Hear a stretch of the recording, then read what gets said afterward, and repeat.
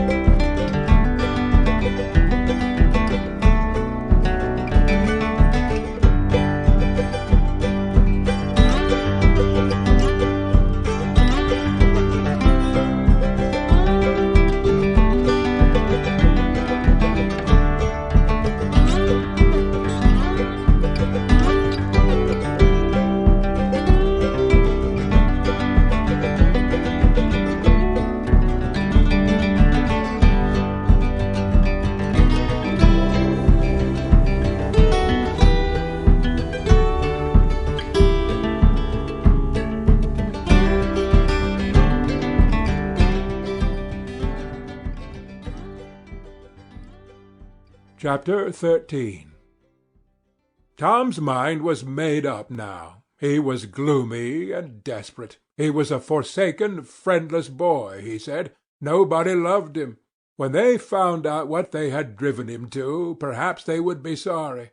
He had tried to do right and get along, but they would not let him.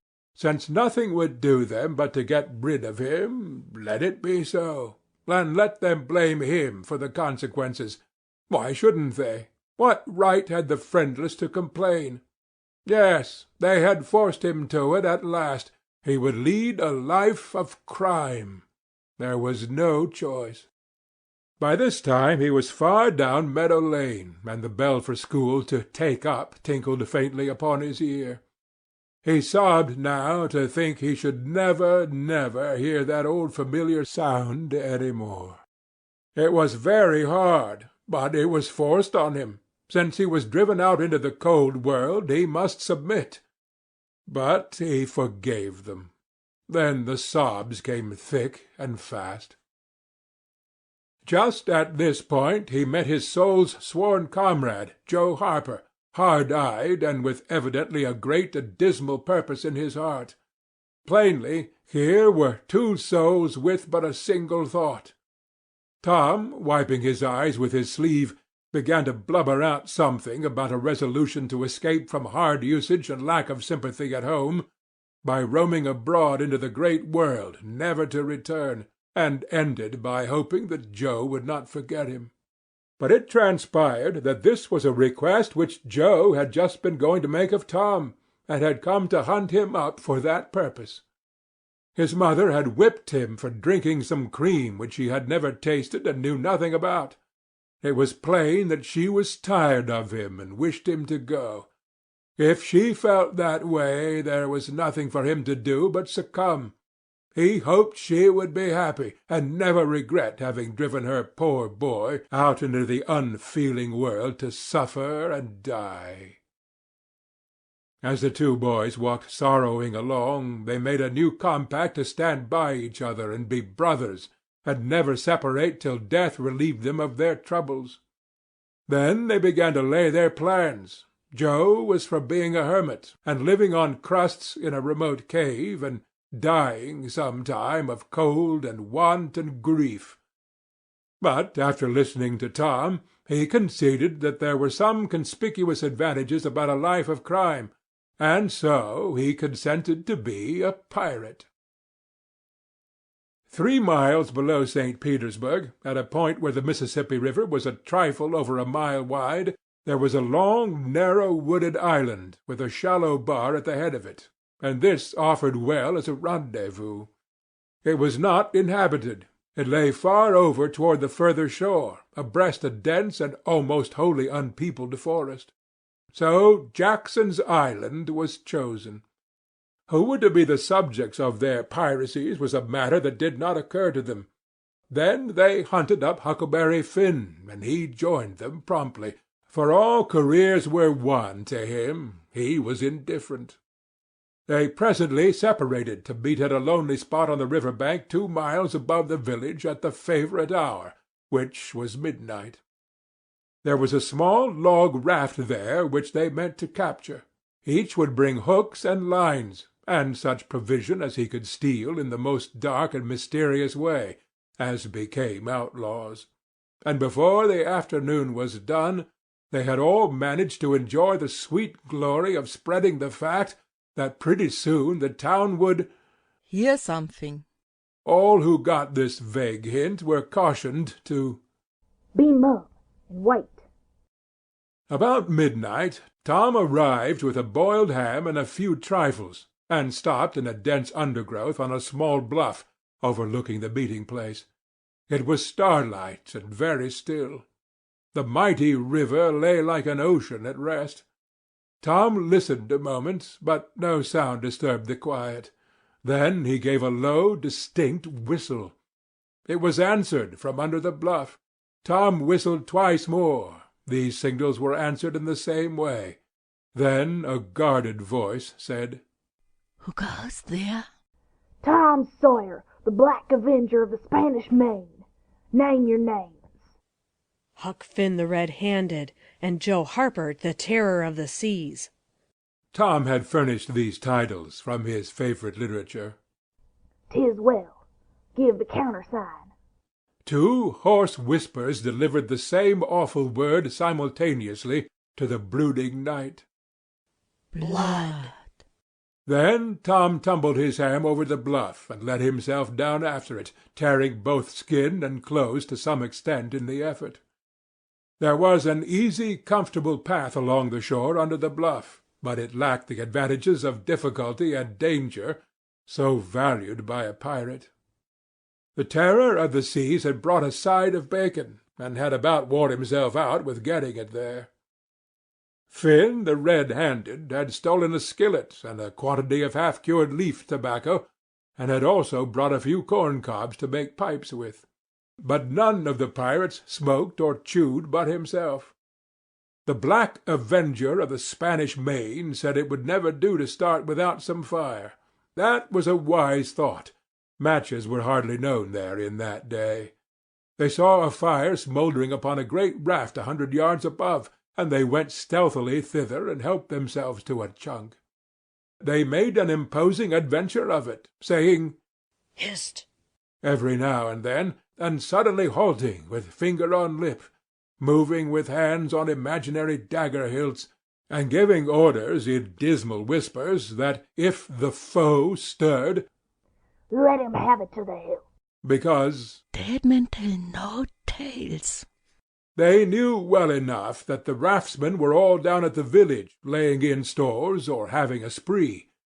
But still that was no excuse for their conducting this thing in an unpiratical way. They shoved off, presently, Tom in command, Huck at the after oar, and Joe at the forward. Tom stood amidships, gloomy-browed and with folded arms, and gave his orders in a low, stern whisper. "Luff, and bring her to the wind." "Aye, aye, sir." "Steady, steady." "Steady it is, sir." "Let her go off a point." "Point it is, sir." As the boys steadily and monotonously drove the raft toward midstream, it was no doubt understood that these orders were given only for style, and were not intended to mean anything in particular. "What sail's she carrying?" "Courses, topsails, and flying jibs, sir." "Send the riles up. Lay out aloft there, 6 of you. Foretopmast and sail. Lively now." "Aye, aye, sir." "Shake out that main topgallantsail. Sheets and braces. Now, my hearties." "Aye, aye, sir." "Helen Malee, hard at port. Stand by to meet her when she comes. Port, port. Now, men. With a will. Steady."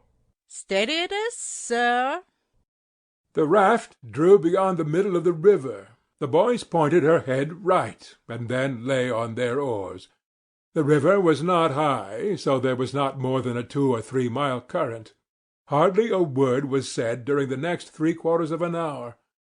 Now the raft was passing before the distant town. 2 or 3 glimmering lights showed where it lay, peacefully sleeping, beyond the vague, vast sweep of star-gemmed water, unconscious of the tremendous event that was happening.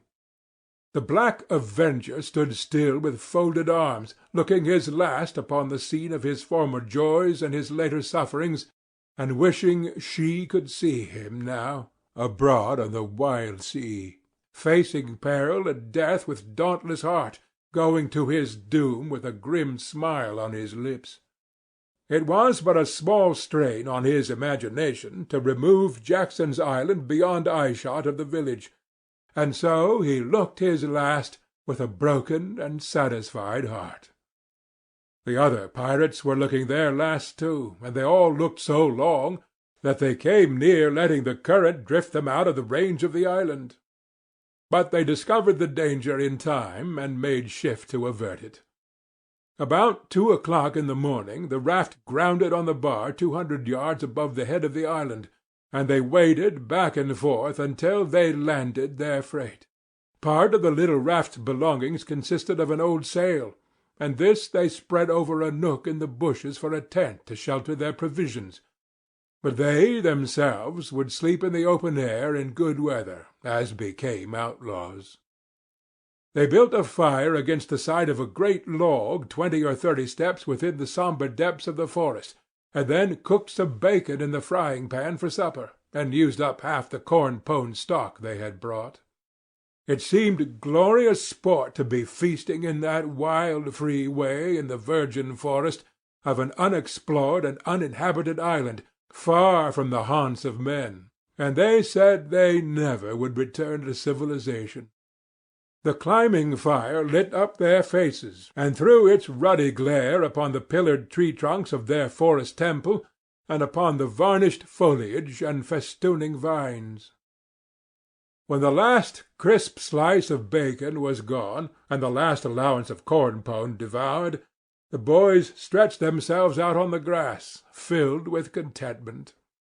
They could have found a cooler place, but they would not deny themselves such a romantic feature as the roasting campfire. Ain't it gay? Said Joe. It's nuts. Said Tom. What would the boys say if they could see us? Say? Well, they'd just die to be here. Hey, Hucky! I reckon so, said Huckleberry. Anyways, I'm suited. I don't want nothin' better than this. I don't ever get enough to eat, generally, and here they can't come and pick at a feller and bullyrag him so. It's just the life for me, said Tom. You don't have to get up mornings, and you don't have to go to school and wash and all that blame foolishness. You see, a pirate don't have to do anything, Joe, when he's ashore, but a hermit, he has to be praying considerable, and then he don't have any fun anyway, all by himself that way. Oh, yes, that's so. Said Joe. But I haven't thought much about it, you know. I'd a good deal rather be a pirate, now that I've tried it. You see, said Tom, people don't go much on hermits nowadays like they used to in old times, but a pirate's always respected. And a hermit's got to sleep in the hardest place he can find, and put sackcloth and ashes on his head, and stand out in the rain, and... What does he put sackcloth and ashes on his head for? inquired Huck. I don't know, but they gotta do it. Hermits always do. You'd have to do that if you was a hermit. Derned if I would, said Huck. Well, what would you do? I don't know, but I wouldn't do that. Why, Huck, you'd have to. How'd you get around it? Why, I just wouldn't stand it. I'd run away. Run away? Well, you would be a nice slouch of a hermit. You'd be a disgrace. The red-handed made no response, being better employed. He had finished gouging out a cob, and now he fitted a weed stem to it, loaded it with tobacco, and was pressing a coal to the charge and blowing a cloud of fragrant smoke. He was in the full bloom of luxurious contentment. The other pirates envied him his majestic vice, and secretly resolved to acquire it shortly. Presently Huck said, What does pirates have to do? Tom said, Oh, they have just a bully time. Take ships and burn 'em and get the money and bury it in awful places in their islands where there's ghosts and things to watch it, and kill everybody in the ships, make 'em walk a plank. And they carry the women to the island. said Joe. They don't kill the women. No, Assented Tom. they don't kill the women. They're too noble. And the women's always beautiful, too. And don't they wear the bulliest clothes? Oh, no. All gold and silver and diamonds, said Joe with enthusiasm. Who? Said Huck. Why, the pirates. Huck scanned his own clothing forlornly. I reckon I ain't dressed fittin' for a pirate, said he, with a regretful pathos in his voice. but I ain't got none but these. But the other boys told him the fine clothes would come fast enough, after they should have begun their adventures. They made him understand that his poor rags would do to begin with, though it was customary for wealthy pirates to start with a proper wardrobe. Gradually their talk died out, and drowsiness began to steal upon the eyelids of the little waifs. The pipe dropped from the fingers of the red-handed, and he slept the sleep of the conscience-free and the weary. The terror of the seas and the black avenger of the Spanish Main had more difficulty in getting to sleep.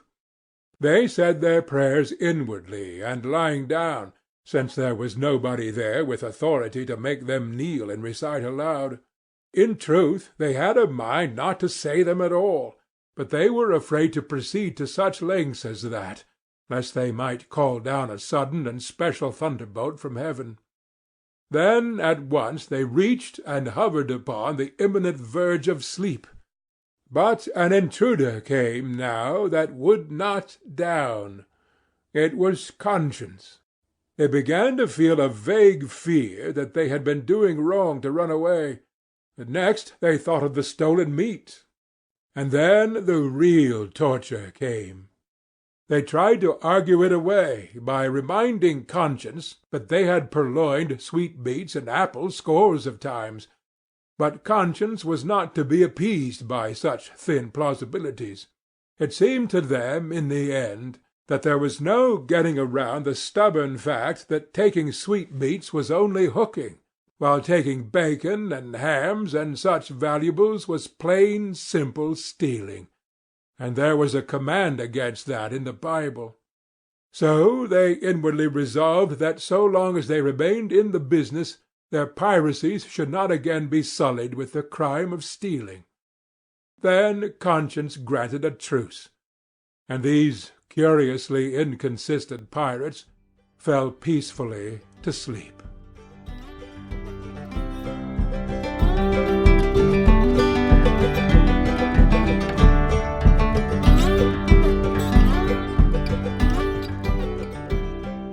A deep, sullen boom came floating down out of the distance. What is it? I wonder. 'Tain't thunder. Don't talk. They waited a time that seemed an age, and then the same muffled boom troubled the solemn hush. Let's go and see. I know now. Somebody's drowned. I'd give heaps to know who it is.